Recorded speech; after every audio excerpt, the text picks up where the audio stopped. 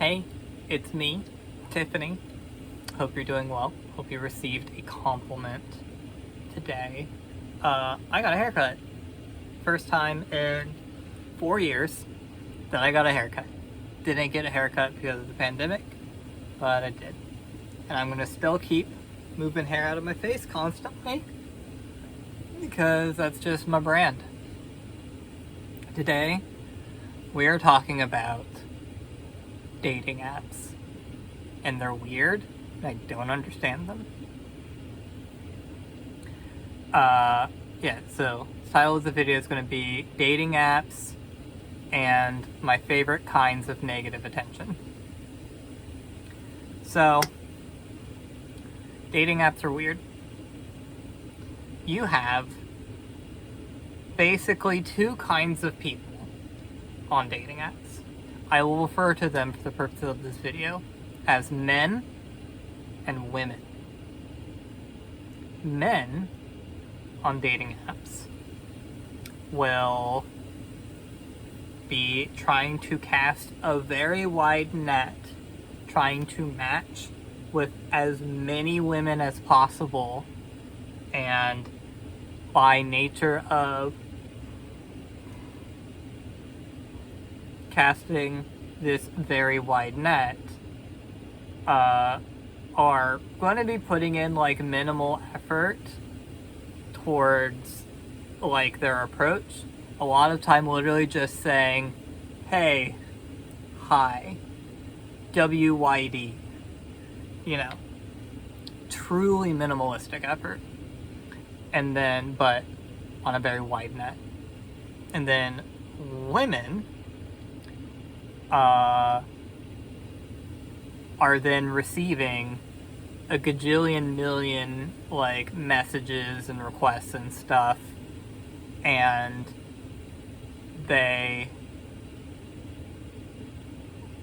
basically have the choice of like the entire app, but since all they're receiving is a bunch of like, hey, hi, WYD, like nothing looks good, right? Because it's all just like single words. It's not even a like sales pitch, and then that leads them to not respond, which has led men to try to cast a wider net and just like keep trying, and then like, it's a weird little ecosystem, because basically like the difference between men and women, the kind of people that are men and the kind of people that are women, is not the same as men and women as in like sexes or genders. This is a kind of person on a dating app. Women are more desirable than men.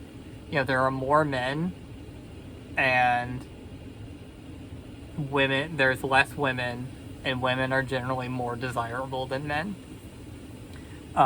For this dating app. If you're a man and you're really attractive and you got a really good profile, congratulations, you're a woman. But yeah, it's weird, because like,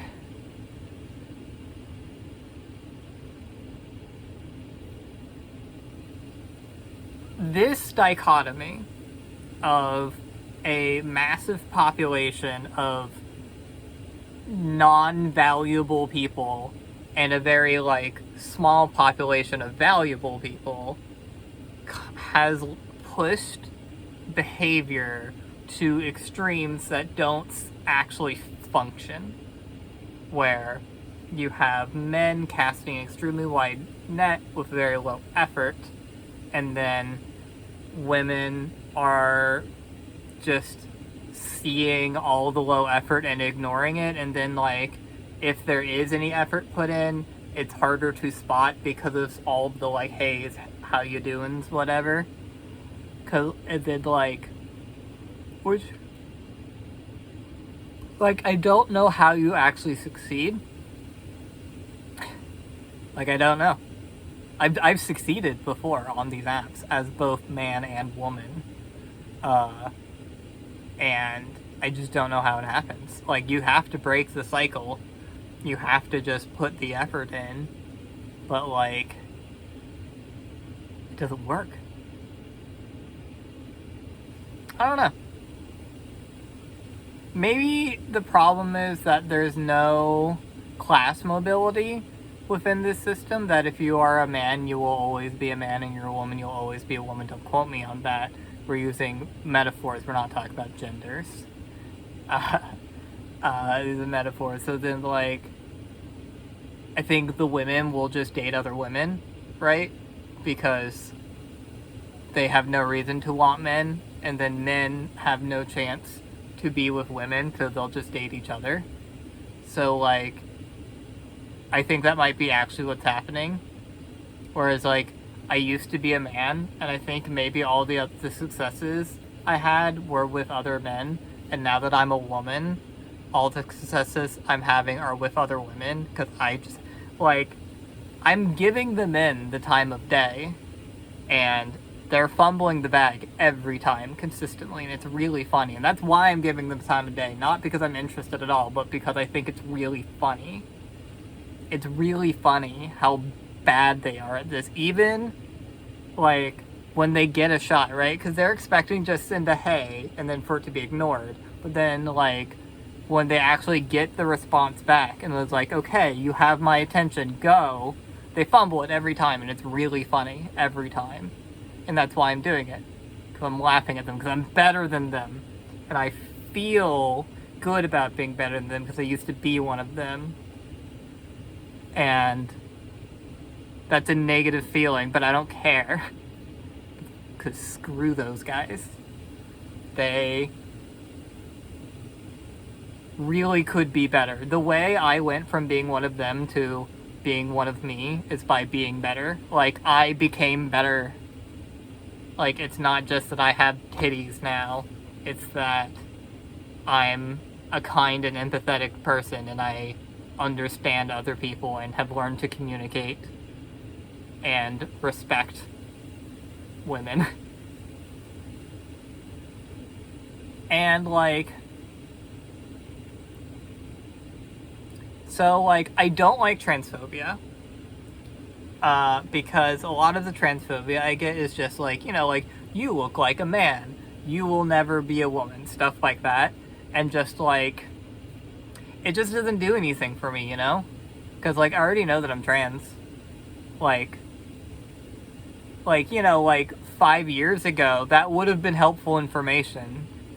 But they didn't know I was trans the same I didn't know. And now, when they're saying that I'll never be a woman, all they're actually saying to me is, I have identified that you are transgender. Which, like, good, I already knew. Thanks. You know, if someone tells me I look like a man, what they, like, because that's a complete nonsense thing to say to a man, right? Like, if you tell a cis man that he looks like a man, that's just a weird and nonsensical thing to say. You know, say that to a trans man, gender affirming, still weird. You know, probably better ways to put it. You know, say it to a cis woman, you're just being mean. And, like, a really misogynistic way, and also trans misogynistic way, but, like, that's just a mean thing to say. Right? And, like, that's a kind of thing that she didn't sign up for. And then, like, if you say it to a trans woman, you are specifically communicating that I have identified that you are trans, and I don't like that you're trans. Like, that's what they're actually saying, right? When they say, like, you look like a man. Because if they actually thought I looked like a man, they wouldn't have said that. Because that's a stupid thing to say to a man. But they don't actually think I look like a man. They think I look like a transgender woman. And good. I am a transgender woman. That's what I want to look like. I feel like I've succeeded.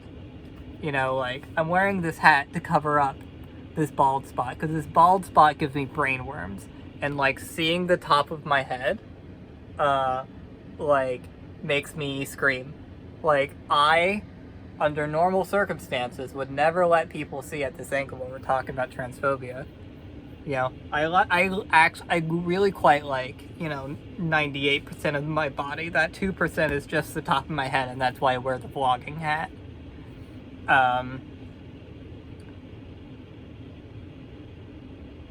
But I look like a transgender woman, and that's what I want to look like, because that's what I am. So, like, that kind of, like, transphobia just kind of doesn't do anything for me, because it's, like, they've just identified a very basic thing about me and then said they don't like it. It would be equivalent to them saying that they don't like brown hair. So your hair will never be red. I'm like, okay, dude. I do kind of like misogyny. I'm not gonna lie. I do kind of like misogyny. I kind of like it.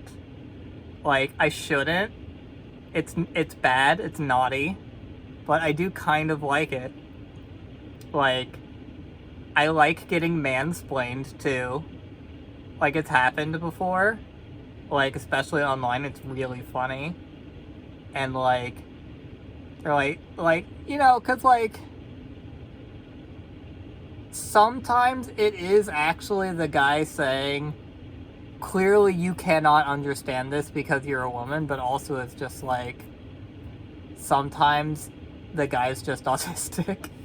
It is just being like, I know so many facts, would you like to hear the facts?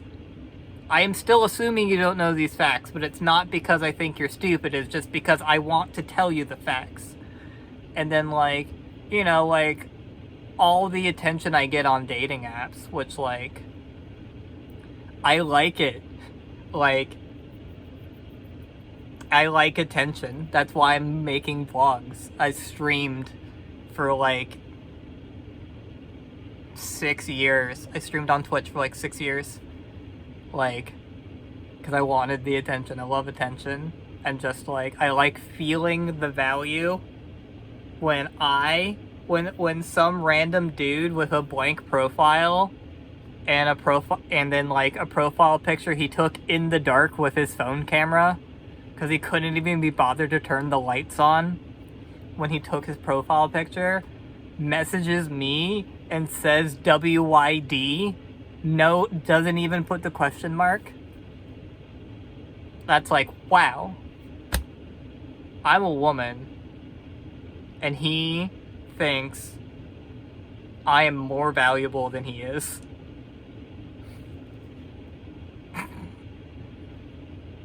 Which, like, yeah, I kind of enjoy a little bit of, just a little bit, just a little taste, you know. I know there's actual bad misogyny that's quite dangerous, and I don't like that.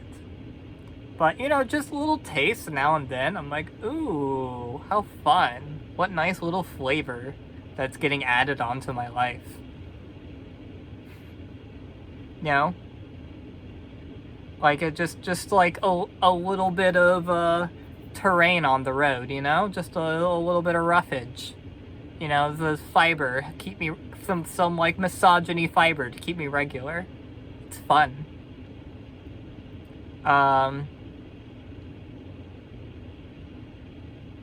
Yeah, and I'm just like a pretty chill gal, and nothing really makes me mad. Like, there's some things that do. Like, the really, like, actual, like, real evil in the world, like, the government, that makes me mad. But just, like, some fucking guy, whatever. You know, when I, like, tell a coworker that I'm gay, and he's like, whoa, gay people exist. I'm like, yeah, it's 2024, idiot. Never bothers me.